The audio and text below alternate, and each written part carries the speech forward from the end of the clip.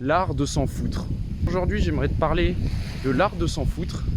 Si tu connais pas le bouquin L'art subtil de s'en foutre de Mark Manson, je te le conseille vivement. C'est un très bon bouquin qui casse un petit peu le mysticisme autour du développement personnel. Il a une approche du développement personnel beaucoup plus pragmatique, beaucoup plus terre à terre. Et j'aime beaucoup ce bouquin, j'aime aussi beaucoup cet auteur. Bon, il y a un peu de vent, j'espère que tu m'entends bien. J'essaierai de mettre une petite musique en fond, comme ça atténuera un petit peu le vent. Alors cette semaine, je vais essayer de te faire des vidéos avec une belle lumière, une lumière avec le coucher de soleil. Avant, je pouvais pas faire comme je voulais, comme je t'ai dit, c'est chiant, je peux pas me déplacer en scooter. Et maintenant que je suis sur Guillemeno, je peux tout faire à pied et je peux aller sur la plage pour profiter du coucher de soleil. Donc avec une très belle lumière pour toi. Alors pourquoi je veux parler de l'art de s'en foutre aujourd'hui? Parce que je viens de lancer ma chaîne YouTube et ma première vidéo hier en fait. Parce que j'ai pris une semaine de vidéos en avance pour être tranquille au cas où si j'ai un problème ou j'ai un imprévu. Du coup il y a une semaine de décalage entre là où je suis vraiment et le lieu de mes vidéos. Si tu veux connaître l'endroit où je suis exactement, d'ailleurs je t'invite à me suivre sur Instagram. Alors maintenant je vais t'expliquer pourquoi c'est important d'avoir cette capacité à s'en foutre. Peu importe le projet que tu entreprends, si ça sort du cadre normal de la société, donc ça devient un petit peu exotique, ésotérique, mais un petit peu le mot que tu veux, tu vas être jugé. Tu vas être jugé et tu pourras jamais éviter cette phase. Tu pourras jamais plaire à tout le monde. Dans ta tête, il faut que tu sois prêt, il faut que tu le saches, c'est que peu importe ce que tu entreprendras qui sort un petit peu de la norme, tu vas être jugé, tu vas recevoir des critiques. Et je le vois notamment avec ma première vidéo. C'est marrant parce qu'il y a deux types de personnes. Il y a les personnes qui ont compris mon message, qui sont en phase avec ce que je dis, qui m'ont envoyé des messages vraiment adorables et je leur en remercie parce que ça fait vraiment chaud au cœur et ça me motive à continuer.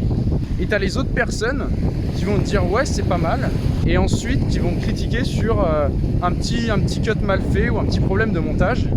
Et ça c'est les personnes justement à qui tu dois pas payer attention en fait. C'est les personnes qui n'ont pas capté ton message et ça sert à rien de perdre ton attention à leur parler. Peu importe ton projet, il faut que tu te concentres sur les gens qui te comprennent, qui comprennent ton message, qui comprennent tes valeurs et qui te supportent dans ton aventure. Tout le reste, tu peux complètement l'oublier. C'est que néfaste pour ton esprit et c'est une charge mentale qui te fatigue pour rien. L'esprit humain est très fort pour ça, c'est que peu importe le nombre de critiques positives que tu vas avoir, dès que tu vas recevoir une critique négative, ça va te mettre pas bien, ça va te mettre mal, et ça tu peux pas l'éviter. Même si tu as eu 50 critiques positives avant, il suffit d'une seule critique négative pour que tu te sentes mal.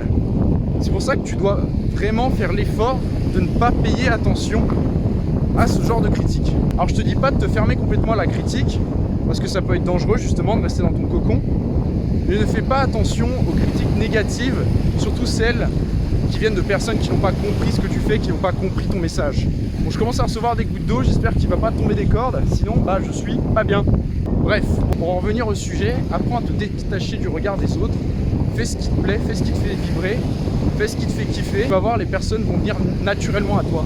Les personnes qui comprennent ton message, les personnes qui partagent la même vision que toi, et les personnes qui ont les mêmes valeurs que toi. C'est ça le public que tu cherches, c'est pas le public de haters qui vont te foutre des commentaires négatifs, qui vont te foutre des dislikes et qui vont te miner ton moral. Le voyage solo, c'est vraiment une expérience incroyable pour apprendre à se détacher du regard des autres, puisque tu es tout seul, tu es un étranger, tu n'es pas dans ton pays, tu vas croiser des Français, mais la majorité ne parle pas français. Du coup, là, tu vois, je suis en train de filmer en vidéo, je passe devant des gens, j'en ai rien à foutre, parce que la majorité ne parle pas français, et même s'ils parlent français, je m'en fous en fait. Bien à l'étranger, c'est que tu peux te comporter comme tu veux. C'est-à-dire que tu vas faire des rencontres, beaucoup de rencontres. D'ailleurs, je te parlais de la solitude en voyage, tu peux aller checker si tu veux.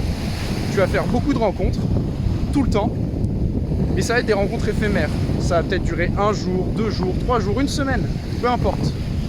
Et tu peux vraiment être qui tu veux en fait. Tu peux être qui tu veux, tu peux te comporter comme tu veux. Il suffit qu'un jour, t'en aies juste rien à foutre, t'as pas envie de parler aux autres, tu le fais, tu fais ce que tu veux. T'as envie de lire ton bouquin dans ton coin, tu le fais.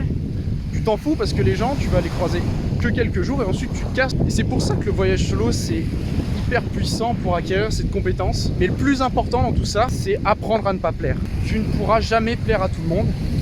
Et par définition, si tu plais à tout le monde, tu plais à personne. Ça veut dire que tu n'as pas de personnalité, tu n'as pas de plus-value, tu n'as rien pour te démarquer et tu n'attireras jamais les personnes que tu veux à toi, les bonnes personnes. Et c'est aussi dans ces moments-là, souvent, que tu vois quels sont, dans tes relations, quels sont tes vrais amis et quels sont les autres. Parce que tu vas recevoir des messages de personnes à qui tu n'avais jamais pensé, qui font énormément plaisir, et des messages d'autres personnes que tu connais peut-être mieux, mais qui vont t'envoyer un message et tu vas être assez déçu de leur réaction. Tu vois, c'est pas grave, ça te fait avancer et ça te fait faire un tri avec les bonnes et les mauvaises personnes. Pour en revenir à mon projet, comme je t'ai dit, j'ai lancé depuis hier et j'ai pu voir en fait que dès que tu commences à devenir public, dès que tu commences à en parler autour de toi, peu importe ton projet, que ce soit un projet de voyage, un projet de sport, un projet de business, tu vas avoir des critiques de toutes sortes. Sur toute l'échelle de la négativité et de la positivité, tu vas vraiment avoir des critiques de toutes sortes. Et tu peux pas écouter tout. C'est impossible. Ça va te miner le moral, tu vas perdre ta motivation et tu vas arrêter rapidement. Pour revenir aux commentaires que j'ai eus, je me concentre seulement sur les commentaires positifs et je fais mon truc. Moi, ça me fait kiffer. Je fais ça pour inspirer les gens. Ça me fait extrêmement chaud au cœur quand il y a des personnes qui viennent vers moi et qui me disent « J'adore ce que tu fais, vraiment lâche rien, continue comme ça ». Et c'est ça les messages que tu dois garder en tête. Ton attention, tu dois la laisser sur ces personnes-là. Donc si je devais résumer en une phrase avec ce joli coucher de soleil, c'est lance-toi, fais ton projet, fais ce qui te fait vibrer, tu vas attirer les bonnes personnes à toi, tu vas attirer des personnes qui te ressemblent et c'est ça le plus important. Donc moi je vais te laisser sur ce plan du beau coucher de soleil parce qu'il commence à pleuvoir, donc je vais ranger la caméra. En tout cas merci de m'avoir regardé, abonne-toi si ça t'a plu, c'est vraiment ce qui m'aide le plus et ça me fait énormément plaisir, ça me motive tous les jours. J'espère que ce message t'aura parlé et je te dis à demain, salut.